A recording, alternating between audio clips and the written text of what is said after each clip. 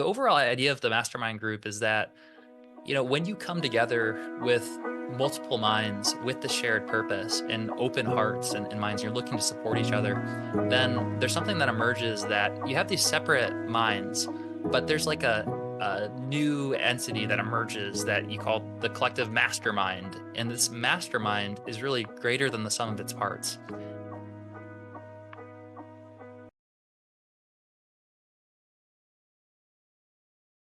Well, welcome to the podcast today. Our guest is a returning podcast guest, Michael Walker, one of the guys that helped start a group called Modern Musician. He's a musician himself, and he's quite good. But he also, what I've been impressed with, Michael, is you've been really amazing at bringing a community of people together and just trying to help people figure out how to navigate all of the technical marketing side of things that most artists think, okay, I just want to play my this instrument, but they forget about, okay, well, you eventually have to share it with somebody other than your mom and your family and just a couple of people. So I love that you've kind of put those processes in place. But welcome back to the show. Absolutely. Thanks for having me. The reason I wanted to bring Michael back today is we've known each other for several years now, but I remember when we first met, we started talking about masterminds, and I think both of us had been in some groups or community groups of masterminds, but you hear that term thrown around a lot, and I think people, I think it almost has multiple meanings depending on who the person is talking, but and they're all run a little bit differently. But Michael, maybe talk about, you're here probably today because you joined a mastermind or two masterminds. Maybe just tell people what do you see as a what's the purpose of a mastermind? What is it? And share your story of how you ended up going down that mastermind path. Absolutely. Yeah, I'm so excited for this conversation. Yeah, we were just talking a little bit backstage about, what should the topic be today? Or something like masterminds, and masterminds have completely changed my life, and they've really helped me find like my family, like my family that's not my blood family, but so I'm hugely passionate about masterminds. And I've seen the impact that they can have. So I'm excited to talk more about them. So masterminds, I think that where it originated, and I could be wrong, but the first time that I've seen it used was in the book Think and Grow Rich by Napoleon Hill. And that book is a fantastic book. There's some magic sauce in that book that I'm actually rereading it right now. I'm about like a third of the way through. And the last time I read it, I think it was right when I was starting Modern Musician and experienced like this, a pretty big breakthrough year immediately after reading it. And a lot of successful people have attributed, a large part of their success at some point, their journey through like reading that book and applying the principles. And there's a lot of good stuff in the book, but one specific concept that it suggested that it really led with was the idea of creating a mastermind group. And the idea was that a mastermind group is like a collective entity that emerges when you have a group of people that come together with a shared purpose and a shared cause to be able to support each other in a specific theme or specific area. And so, one example of this that comes to mind is Mr. Beast. If anyone's heard of Mr. Beast, he is a YouTube phenomenon, and he's pretty entertaining to watch. Some of the videos are like, wow. But one of the most successful YouTubers ever, and he described his journey to success on YouTube through creating a version of a mastermind group where they basically met every day and they just masterminded ideas for ways to grow their YouTube, and they geeked out on it together and they shared feedback and ideas. And the overall idea of the mastermind group is that when you come together with multiple minds with the shared purpose and open hearts and minds, you're looking to support each other, then there's something that emerges that you have these separate minds, but there's like a new entity that emerges that you call the collective mastermind. And this mastermind is really greater than the sum of its parts. And generally, these masterminds revolve around members of the group being in the hot seat, and the hot seat is generally when one person, sitting in it could literally be a seat or it could just be like they're on stage or something, but there's one person, and that person is either sharing a specific challenge that they're going through or a big question that they have or a big opportunity that they're, considering, or even just sharing like a big win or a big takeaway. But generally it focuses around this hot seat. So there's this focal energy and the whole mastermind is like orbiting around this hot seat.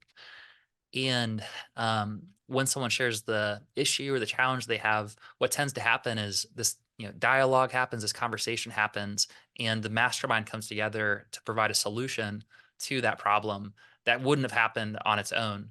But because you have this collective group, something really special happens. Yeah. And so, yeah, that's the type of mastermind that that I've really gotten the most value from has been kind of orbiting around that concept. And I think when I was originally, when the whole concept kind of was introduced to me, I remember, I can't remember the book it was in, but the whole idea was like every one of us has an IQ, and some people have the 120 IQ or 130, or some of us are, 80 IQs, whatever it is. But if you take a circle and you call it, okay, you got this person and this person, there's some overlapping knowledge that somebody has. But even somebody who has the lowest IQ ever, they may have some idea, a different way of looking at things. And so when you overlap all these IQs, and now in a way, you essentially can go from the 120, 130 IQ that the tests say that we all have, that some people have, to maybe 150 or 200 or 250 Mm, in order to solve problems. And that for me was one of those like, oh, that's why you want to have people with different ideas, and to approach mhm, the world in a different way. When it comes to the masterminds, though, I think one of the things also that you were kind of mentioning is it's this group with a collective purpose. They want to try and solve a problem. And mm, as I look at my career in working in the business world, and you've got a team of people that you worked with, right? And you had some good team members, but I think in in a mastermind, it's usually somebody who has similar types of things you do, but it's not necessarily people you work with. And I think mm, organizations can try and put together their own little teams that maybe do a little bit of that, but the idea of bringing in outside people with totally different things, products, or entrepreneurs with different things they do, and just if somebody, like if you're in the music world like we're in, you got the video people and the audio people and the musician person, and you bring all of those people into one little team to help solve a problem. All of a sudden it's like, whoa, you can tackle a lot bigger thing than you maybe would have ever dreamed of solving, right? mm. So, Absolutely. Yep. and I know when it comes to masterminds, there's, essentially somebody could just go and create their own little mastermind and just have a group of people that gets together for lunch every day. I mean, that's essentially would be like a mastermind group. But there's all these other groups that, there's the $10,000 a year, 50, I know there's 50,000 and $250,000 a year masterminds that people are paying to be part of. And I know you've been in several of them. I know you've been in like the Inner Circle with ClickFunnels and Russell Brunson. You've done, I think, Jeff Walker's product launch formula group. I mean, that's tens of thousands of dollars too. I mean, as you look at your experience, I mean, share a little bit about your experience of coming up through that, and what you see as the benefits and the difference in those type of masterminds. Mm.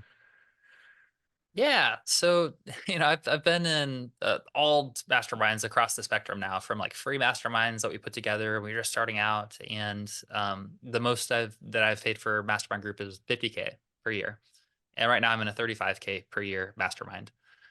And there's a reason that I keep investing in more masterminds, is Well, and because I I'm keep sure there's people that are saying, "Oh my gosh, you spent $30,000 to." I mean, is it to go have a vacation and a party a couple times a year? Is that what it is?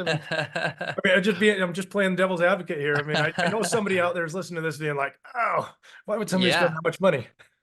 Yeah, I mean, certainly, like that is one of the benefits I would say of the ones that I'm investing in, is that you create this horizon experience where you go out of your day to day, and some really good things happen. Like when you have to extract yourself from your business in the day to day to like go into visionary mode, to go into strategy mode, and surround yourself with people that stretch your mind. It's extremely powerful. Um, I mean, I could share some perspective from, across the lines of different types of masterminds. I think there's a lot of truth to the idea that we tend to become like the five people that we spend the most of our time with. That if you kind of look at the five people and you had a bar chart or a pie chart of like who you spend the most of your time with, the top five, if you combined them into one person, that might look a little bit like you, like the five people you spend your time with. And so I think that our influences, and whether that's like, media influences and news, and or where we, gather our beliefs from have a huge impact on who we become and the types of actions that we take and the risks that we take. And so I think that it's incredibly valuable to be intentional about who you're surrounding yourself with.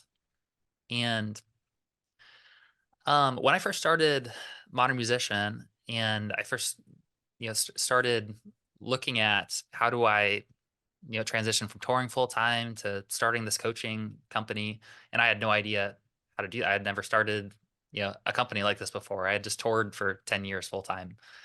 And so the first group that I joined was actually a totally informal thing. In fact, it probably wouldn't even be allowed now. Um, but I remember that it formed kind of organically after one of Jeff Walker's product launch formula launches. So he did this free live training. It was incredible, like it always is. And there was this group of people in the Facebook group who were like, "Hey guys, like we kind of want to start like a mastermind group. Is anyone interested?" And of course, like hundreds of comments. I was like, "Yeah, sure, like that sounds cool." And yeah, I remember hopping on a Zoom call with that group that they scheduled, and there's literally like 70 people there. And, and they're like, "Well, okay, we should probably figure out how we're going to do this." And so what ended up happening is we split up into little mini groups, and I don't even know exactly who organized it, but I got put into a group with four other entrepreneurs who are starting out with their online businesses.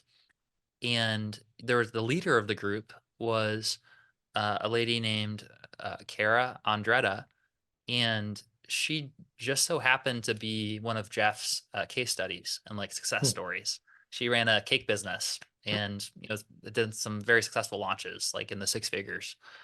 And so it was really really valuable. You basically we created this weekly meeting where we would meet together and we would basically do the hot seats and we would go around and we would share ideas with each other. And I think we did that for probably about 8 or 9 months and built these relationships with these four other entrepreneurs. And eventually, like something kind of fizzled out, but it culminated in Kara really encouraging me to attend the Product Launch Formula live event. So Jeff does like a live event once a year, and so I think it costs like $500 to go to the live event. So it was a big stretch. Um, but I probably wouldn't have even gone to that event if it wasn't for Kara. So she encouraged me to do that. And then when I was there, it was like I was coming home for the first time. Like the community was just so warm and loving and entrepreneurial, and the energy was just like vibrating at a higher level.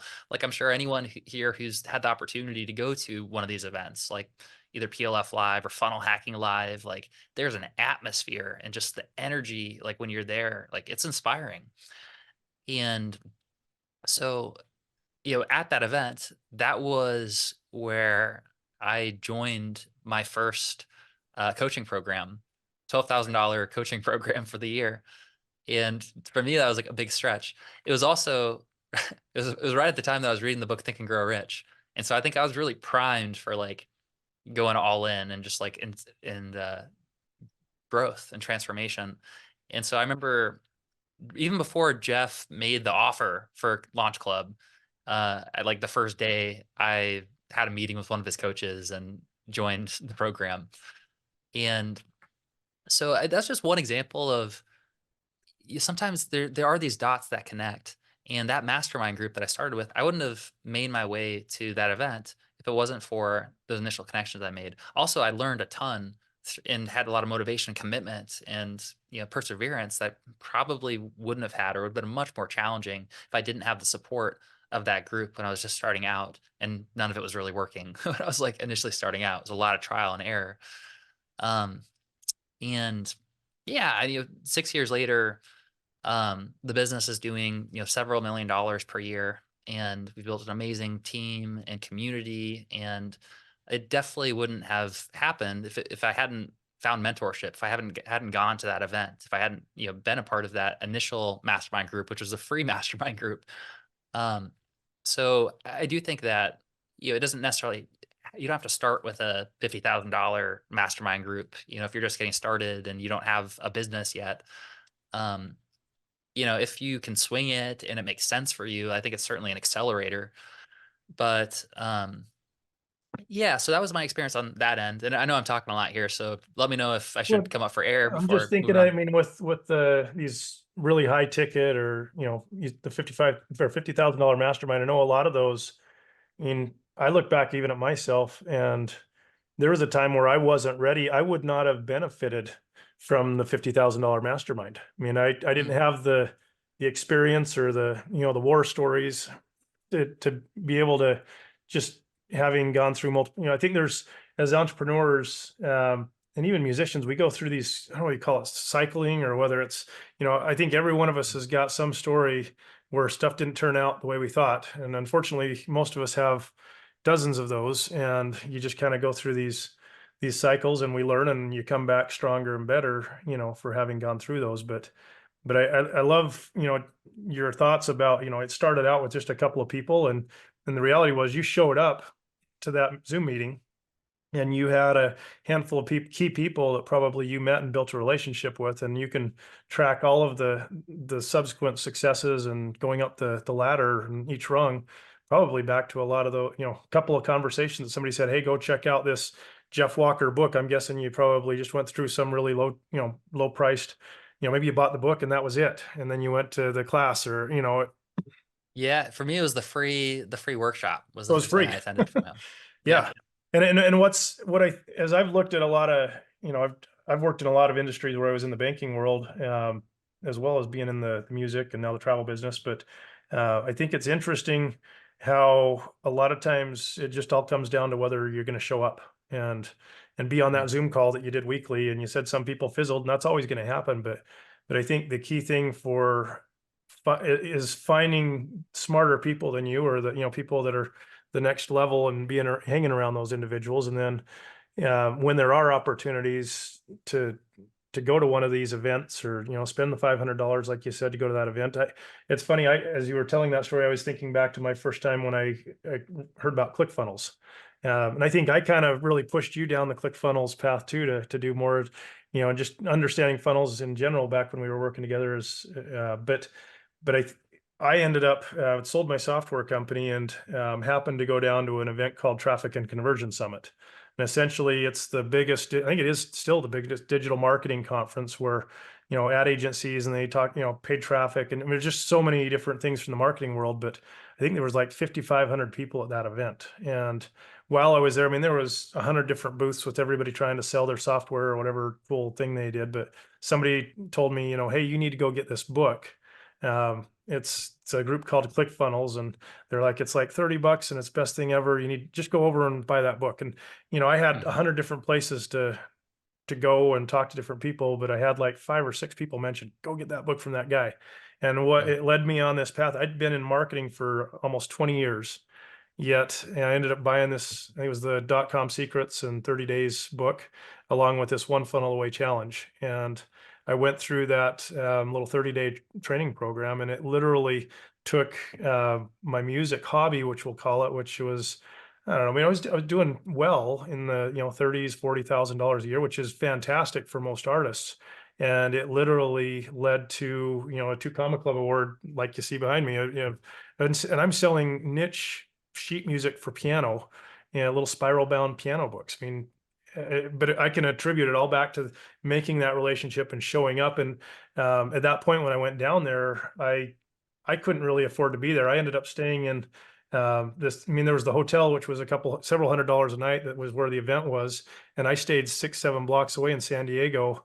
And later, I found out that it, like 8 years ago, it used to be like a brothel. I just had like a room that was a shared bathroom, and it was cheap enough that I'm like, oh, and it was nice. I mean, but I've got this funny story of like, okay, there's a bar down below us, and the room was plenty nice. I had a sink, no toilet. You had to walk down the hall if you needed to go to the bathroom or shower. But um, I got to that event, and it literally changed the trajectory of where I was at. And I met a handful of people there that then led me down the path that I've been down. And now, like just like you, I've been in all these dozens of mastermind groups, and whether they're paid or not, finding good people to share with and ask for advice and serve and help, it's a game changer. So I'm curious. So about 3 years ago, you with Modern Musician, you guys kind of launched your own mastermind, and I think I was kind of the one pushing you. It took me about a year to get it to happen, but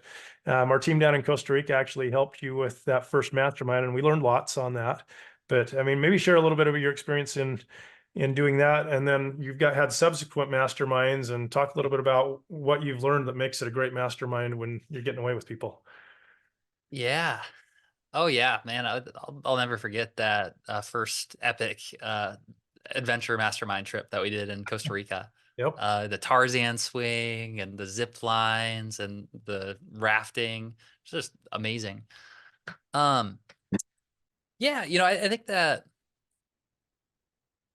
as someone who has experienced the benefits of mastermind groups and been a part of mastermind groups, I've seen how valuable they are. I had never like hosted one or done one, but like most things that I do, like I try to look at people who are either smarter than I am or further along than I am, who have done it really well, and try to learn as best as I can from them before doing it. So I mean, a lot of the DNA of what we do with our mastermind groups has really come from my mentors, and it's come from the lessons that I've learned from working with people like Russell and Jeff and yourself and doing mastermind groups. Um, but I do think there's something really special that just happens when you create this, quote unquote horizon experience. There's a like science, there's a scientific term for it, but as we get older, um, it's not just because we've been alive for longer that it feels like time shrinks. Yeah, like there's this experience that as we get older, it's like time passes by faster, and it's like wow, like another year passed, another 10 years passed. Like where did the time go? When we're young, of course, it's like 10 years feels like forever.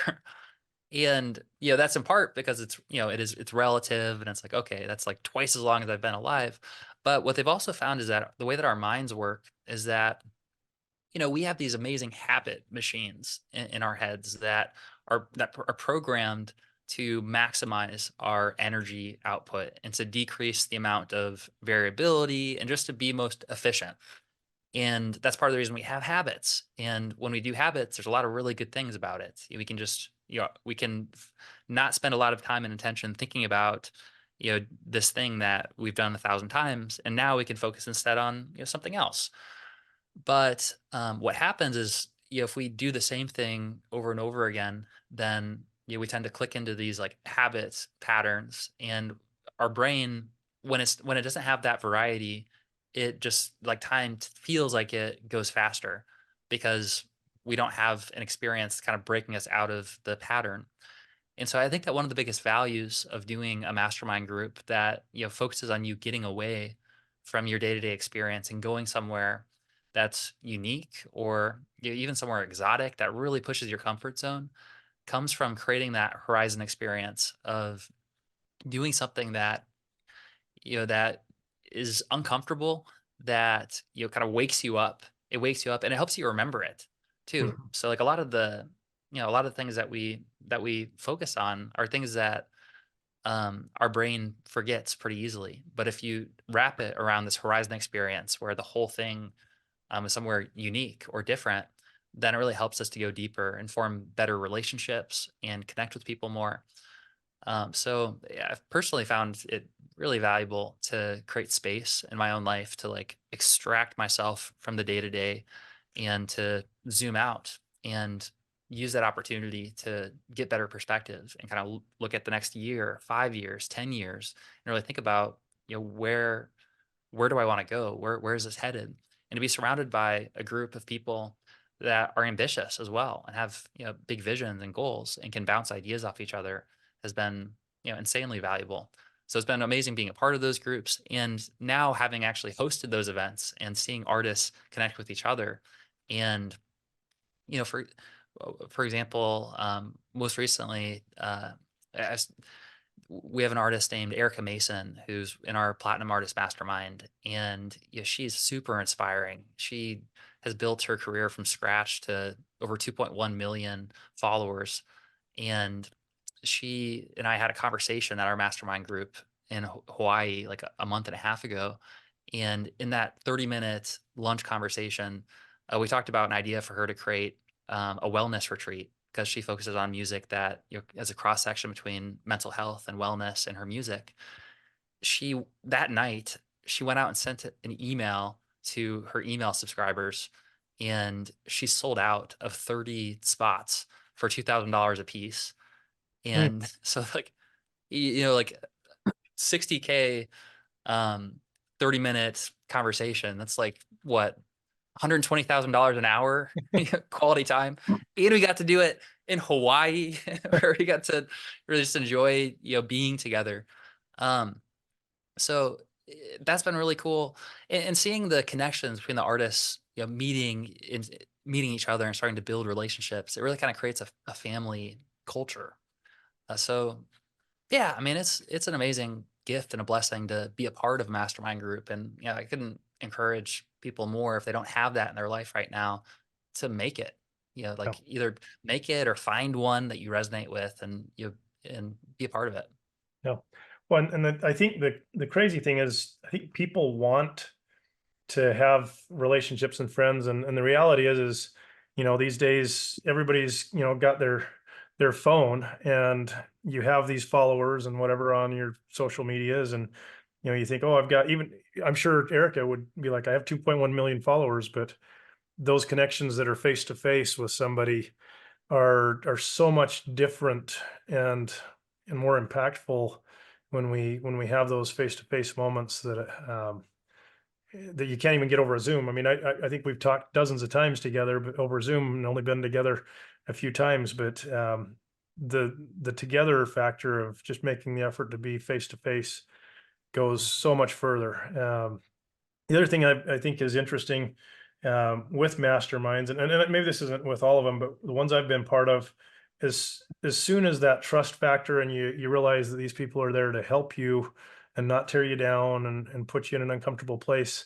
When when a person, and I mean, speaking for myself as well, when you're willing to be vulnerable a little bit and just Mm, share, and open up to people, because I think one of the challenges with, again, if you go back to the phone, the social media side, everybody thinks that life is wonderful and all rosy, mhm, and no matter how successful you are, there's crap that happens, and to everybody. mm, And having your people, as you were mentioning, I found my people with all my marketing people, or all with all my music people. There's something different when you find your people, and then can be a little bit more honest and vulnerable about how things really are going. And mm, I think your mind opens up more to being willing to listen to feedback, and help from others as well in those events. mm, mm. So So true. Yeah, I mean, it really is like a family. Yeah, it's like having a community. Yeah, a community of yeah. people that actually understand you. When a lot of people, especially musicians, you don't necessarily have a group around you that really understand what it's like to be a musician, and especially one that's just starting out. I know for me and for a lot of the artists that we work with, that's one of their biggest challenges is that they have these dreams and they want to be successful with their music, but they don't have a role model around them that has done it, and the people that they love and that they spend their time with haven't necessarily seen examples of successful artists as well. And it can be incredibly challenging when people around you don't necessarily believe in the vision or understand the vision as well as you do. So having people around you that not only believe in you and see that vision for you, but are actually doing it and living it and can encourage you, just amazing. Well, and the reality is, I think family and, close friends, your normal group of family, they want us to be safe, right? And so, Mm, as I look at most of, and even most people in general, taking a risk like doing a business or doing something crazy like trying to make a living as a musician, that's a risk that most people aren't going to be willing to take, especially your family members that are around you. They want what's best for you. And so, if Mm, little Johnny comes home and says, "Hey, I want to play piano and sell sheet music to people," I can guarantee you that the mom and dad, out of the best of intentions, is going to tell them you need to go get a degree and figure out, a real job, and then you can play the piano on your own at home. But mhm, I think it's one of those where, as an entrepreneur, I look at this and it can be a very lonely road sometimes. And as much as your spouse, even, or your, you know, family members will listen to you, they probably, they're probably thinking in their head, "Oh my gosh, Jason's crazy. What you're going to go do? What you think you can do mhm, this thing?" And then I think, as an entrepreneur, the other thing that I've realized is, it seems anytime it seems like you want to do something big, there's like this, it's almost like, call it the resistance. What I've heard Russell's called it, the resistance, but it's almost like you've got people holding on to the back, of your shirt or your pants, you're trying to go this way, but there's something pulling on you saying, don't do it, you can't do it. And then you have this imposter syndrome mm, feel that, I mean, I talk to lots of people that maybe they go through hard times, and they want to blame themselves, and they feel like, well, I'm not worthy of this, or I'm not capable. And so we kind of self-destruct, I think, just as a human being, by listening to all these voices that tell you you can't do it. And back to the whole reason for finding your community or finding this mastermind is, again, surrounding yourself with people who can at least honestly look at the situation. But if it's not crazy, then they'll encourage you and motivate you to do it. Um, so I don't know. I mean, I don't know if you've got any artists that have they've come in and worked in your program that you've seen that happen with, where all of a sudden they get the support, and they push through the resistance, we'll call it. mhm. Yeah, I think that's articulated it extremely well. That there's a natural resistance to change or growth. And even the people that love you and want what's best for you, there's when we feel like we know someone, and it's especially someone that we think that we know well, then we kind of create this model of them in our mind, and we know how to interact with them. We know what to say, we know what buttons to press to have these conversations. And when you change, or when you grow, when you become a bigger version of yourself, then those same buttons that they used to press, or the same things they used to say, or like their model of the world changes with it as well. And they have to learn how to relate with you. And that can be subconsciously, even like there's a lot of resistance that comes up from that. And that's part of why it's so important to be around people who they're there to encourage you, and they know that your goal is to transform, and they see the version of you that you're moving towards, that you want to be, and they're encouraging and reinforcing that, as opposed to reinforcing the old self. Because in order for you to become a better version of yourself, like the old you needs to die. The person that you used to be, like there's a part of you that literally needs to die in order to become a better version of yourself. And so being around people that are encouraging you to grow and evolve and become, be able to contribute more and become that new self, versus someone who is encouraging you to be your old self, is a complete 180. Yeah. Well, and, I know you were one of, I mean, you came down to Costa Rica, and for those that aren't familiar with my background, about 6 years ago, I ended up on a whitewater kayaking trip in Costa Rica, and just felt this strong impression that we were supposed to help these guides that we'd met, help them do their own thing. And it was, it's a long, maybe it's been 2 hours telling the story, but essentially, through a whole bunch of coincidences that I'm sure weren't, there's too many coincidences to call it a coincidence, but we ended up starting a business in Costa Rica that does tours. You brought your mastermind group down on that trip, and we went river rafting and Tarzan swinging and zip lining, all these fun things. But what's been interesting over the last 6 years is we've done that for hundreds of groups. I mean, we're literally running 2, 3 trips a week with the team down there. I have very little involvement in it, but they're doing this service that literally is impacting everybody who comes down there. And it's interesting, the people that come, when we get the feedback and reviews, they almost unanimously say, you know what, it felt like I was with family. And that our team members were like family. And So about a year ago, I was on a trip with Jeff Walker and his brother John and a handful of other people, and we were kayaking and rafting on the rivers down there. And at night we'd chat, and we kind of had this. One of the things that came up was this crazy problem that we've had of we've gotten so busy down there, and there's in our headquarters where the team is all at. There's within about 2 hours of there. There's not any hotel that can hold more than about 25, 30 people tops. And so there's usually half the rooms are rented out. And so if you wanted to do a mastermind group like what we're talking about, or even bring your group back, there's not a location that we can do it. And so we were kind of joking that, well, we should just build our own resort and do it that way. And the crazy thing is the conversations that were had around the dinner table with Jeff and the others have led us to a couple of weeks. So I ended up down in Costa Rica, and we've been looking for land. I had Walter, our main guy down there. He's been looking for months and months, but he found the place, and we came back. We brought some investors and consultants with us that have done this multiple times. So it's not like we're going in blind and stupid, if you want to call it that.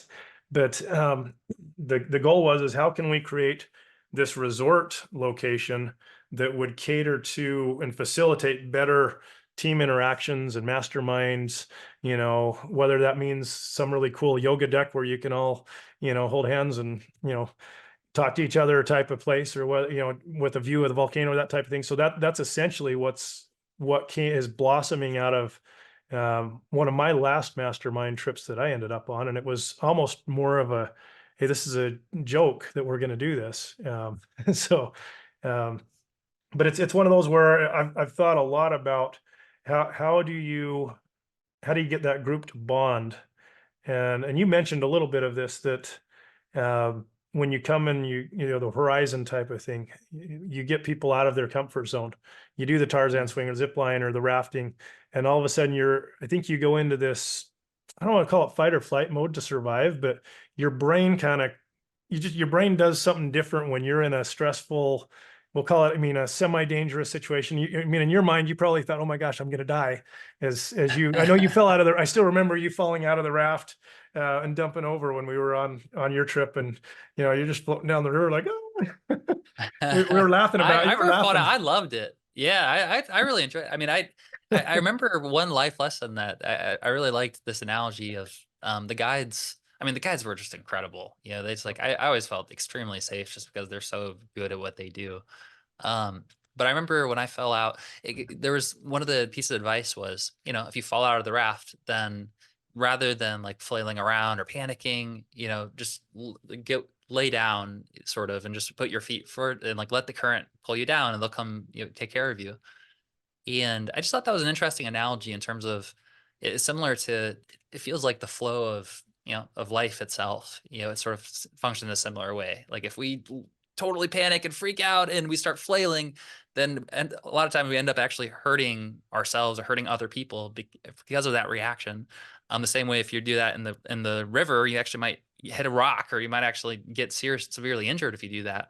But if we get into a position where we're able to let go and accept where things are at and let the current take us there, then generally there is that's a much better experience than flailing around and reacting and getting hit by something. Right. And when you look back on it, you usually you can smile about it and be like, that was kind of fun, actually, even though, Mm. you were floating down the crazy, some rapids along the way.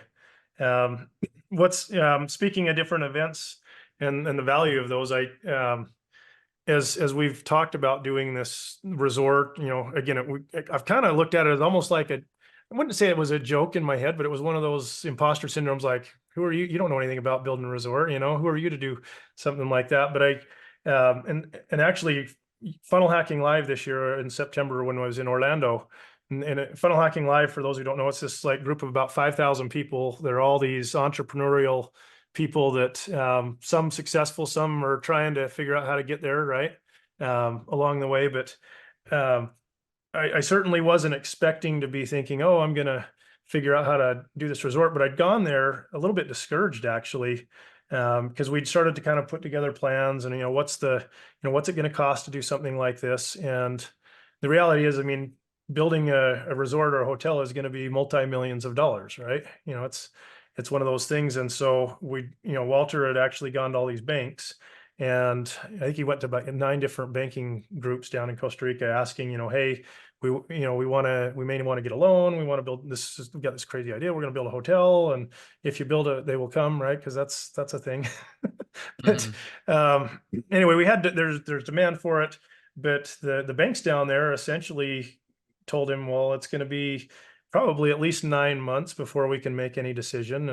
And so there's all these hoops that he'd have to jump through. And if you're wanting a couple $1 million, your interest rate best case scenario is going to be 16%, but more likely 20, 22, 26%. And so you start running numbers on that. If you're, the banker guy, spreadsheet guy in me is like, okay, let's say it's $2 million, and you want to, you get a 16% interest rate on a 10-year loan that you'd get on like a hotel, like a bank would do. And all of a sudden what the numbers say is, well, $2 million in cash that you have to pay back, plus you're going to get another $2 million in interest at 16%. But then you start going into the 20, 22%, and now you're looking at almost $4 million of interest for your $2 million. And so now all of a sudden it becomes very cost prohibitive. And you really got to be crazy if you're going to try and do something like that. And as I was sitting in Russell's presentation at Funnel Hacking Live, he was talking about, working with people and going to your people, essentially like you'd have with a community. I had it hit me that's like, everybody that has traveled with us tells us, well, we felt like family. It was like we were their best friends. We love your people. And it just hit me like, okay, well, if you can't get money from a bank, where do you go? Well, you go to your family, right? And so as I'm sitting there listening to Russell's presentation, like I shifted gears and I start like penciling out notes and numbers, and thought, well, what if we invited people to be a part of our family, a founding family member in this resort idea? And all of a sudden I figured out, oh my gosh, we could actually give our favorite people, which is our community, this amazing deal for less than $1,000. How invite them to come? And what do you do once you build the thing that they gave you the money for? Well, then you'd invite people to come stay at the house or stay at the resort, and that's exactly what came out of that. Uh, and really, what it was is me being part of a big old, 5,000 person mastermind event where it was totally off the subject, but it hit me and like, bam, to the point where we're weeks away from launching. Essentially, it's a crowdfunding strategy to let people be a member of our family. And one of the things we'll do is we'll invite them back and they'll have a free stay with us, but we're going to have a wall of fame where we talk about the power of family and how we've crowdfunded essentially this place that's built for bringing communities and masterminds and people to just get out of their element and really hopefully have that mastermind experience. So sounds a little crazy, right? Crazy in the best way. Yeah, I mean, so when we were talking a little bit about it, and you're sharing the vision for it, and I was just like 100%. Like I'm completely in. Like if I could be your first family taker, like I would put the money down immediately. Well, Um, I have it almost done. I'll shoot it for you. I'm going to hold you to that one now. So well, I mean, I'm seriously interested. Yeah, we talked a little bit about this already, but yeah, our first mastermind trip that we did a few years ago was in Costa Rica, and we just had such an amazing experience there. I mean, the whole thing, what you put together was just incredible, and everywhere from like the actual activities was, really in terms of stretching our comfort zone of like the Tarzan swing and the zip lines and the rafting, and also just like the guides that you brought there were all incredible, and it felt safe the whole time as well. So anyways, we were talking a little bit about a round two for sure. So what that's something I would love to figure out as well. when you do round two, so one of my favorite new things that we've done over the last year, there's a guy that spent 30 years of his career at the university there, where our hometown is, studying cacao fruit, so chocolate.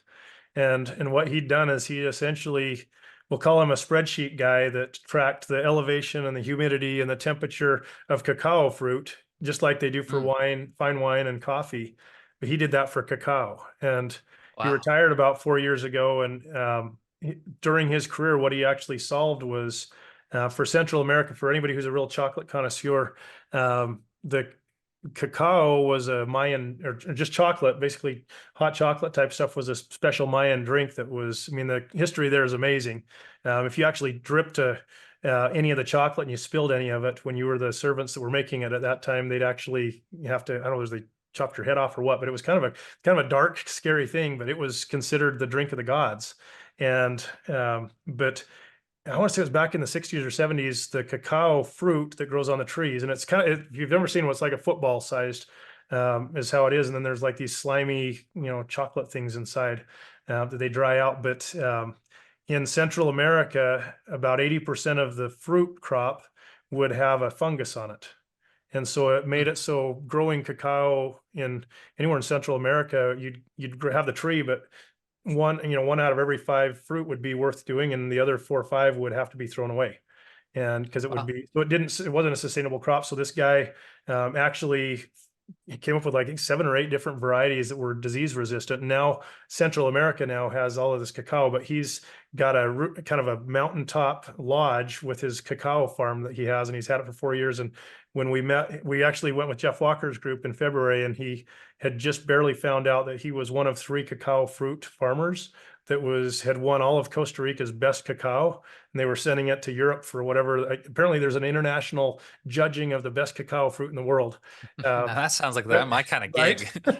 And as he's sitting here telling us this story of like, okay, this is the best cacao, one of the best cacao fruit in all of Costa Rica, let alone maybe the world. And then he's passing around these chocolate bars, sharing, okay, we put sugar cane because there's sugar cane all around here. We've got this hybrid chocolate that's a mix of that and macadamia nuts. And I mean, it was one of these really cool experiences. And again, totally outside of the norm. But I sat there and I thought, oh my gosh, well, I need to be more analytical. I mean, learning about chocolate, I bring that little tidbit of like, I learned something like, whoa, I need to just step back and say, what can I do differently or about, and be a little bit more analytical to make better decisions essentially. So, um, anyway, so yeah, the resorts, we've actually already picked out land. We are gonna launch a founding family member thing. But one of the things I'm also looking at doing is for the people that want to do a mastermind, we'll have like a group purchase, but essentially people are going to be able to buy in as a family member for about 25-30% of the cost of what it would actually cost. And then we'll deliver. I mean, we're going to totally over deliver on value, but it's going to be fun to see that come. So we'll definitely have to have you bring a group down again, but um, really, the whole point of this, I just wanted to have people walk away from this interview with hopefully a mindset that you need to, as we go into the new year, is finding a group of people that sees, the vision and sees the greatness in you as a person, and helps make you, grow into the person that maybe you want to be. And it's probably outside of the comfort zone. You may need to travel somewhere. You may need to, just go on a Facebook group and put together a group and see if 70 people show up and then figure it out. But um, those things are life changing. I don't know, any final thoughts, I guess, for you guys. And I know you guys do multiple kinds of masterminds for musicians, but I mean, really, it's just getting a group of people together. Share a little bit about maybe what you guys do. Sure. Yeah, I mean, first of all, thank you for having me on the podcast again. I always love connecting with you, Jason, and I hugely appreciate what you've built and kind of the background that you bring to, from the business world to musicians. Obviously, it's very needed, and so I appreciate this conversation. And in terms of community stuff, I mean, this year especially is 2024 for us is about bringing our whole community together in one place and helping facilitate the relationships between artists with each other. In the past, our flagship offer for Modern Musician has been a one-on-one coaching program, and that's been an amazing blessing and a gift. And the artists that we worked with, most of them say that it was the most transformational experience that they've had yet in their music career. So I do have a lot of respect for one-on-one coaching, but by its very nature, one-on-one coaching is like very small with a very small select group, and so we had to be extremely selective, and we had an application process, and we had to turn away 93% of artists who applied to be in our community. And so this year we really wanted to find a way to serve everyone in the community, bring us all together. And so one example of that is we launched our Modern Musician community. And this is a completely free community to join where you can be surrounded by like minded musicians who are looking to grow their music career and reach more fans and create more music and to monetize it and have a healthy business. Every day we go live in that community at 1 o'clock Eastern, and we interview a guest. Jason, I would love to bring you back onto the podcast as well and have a conversation. But we interview industry professionals, other musicians, and we create this live stage so that artists have access to these industry contacts that might never have an opportunity to actually meet or ask questions or connect with. And so we do those live every single day, and then we do breakout rooms afterwards where often the guests are coming in and actually coming in and meeting these people and having relationships, answering questions. And so that would probably be the best resource that I could share for anyone that listening to this is like, well, yeah, like the mastermind group sounds really cool, but where do I find those people or where do I connect with them? Yeah, I think a good place to start, if you're looking for other musicians to connect with that are going to encourage you, would be joining the free community. Yeah. Well, that sounds like a perfect place to be able to meet the right people and then, plan. Maybe you got to be a year out or so to plan, a trip to Orlando or Nashville or I guess Costa Rica. Once we get this resort all done for people, would be and we'll have you eat some chocolate and do a Tarzan swing and zip line, right? So, I would love nothing more than for everyone listening to this right now to be able to come to our mastermind in Costa Rica. so no, it'd be awesome. But again, I hope people walk away from this just kind of with a renewed resolve to level up this coming year and invest in yourself and don't be afraid of investing both time but possibly money. I mean, again, most people aren't going to be ready for a 35,000 or $50,000 mastermind, and I wouldn't encourage anybody to do that. It's one of those things that as you level up you'll start to recognize, okay, it's time to invest $1,000, the 5,000 or whatever that is. But it's definitely a journey that I think every person needs to go on. But I also think it's important, like we talked about, to surround yourself with people who can give you that example and don't just only trust your family who maybe is trying to keep you safe and not do something crazy. At least it seems crazy and stupid to them. But Mm, you got to follow your dreams for sure. So, well, mhm. Michael, thanks so much. We should definitely get on another one. I've got we could keep talking for hours, but I think there's been some really good thoughts to hopefully make some people think. And so let's do this again sometime. Absolutely. Yep. Thanks for having me, Jason. Yep.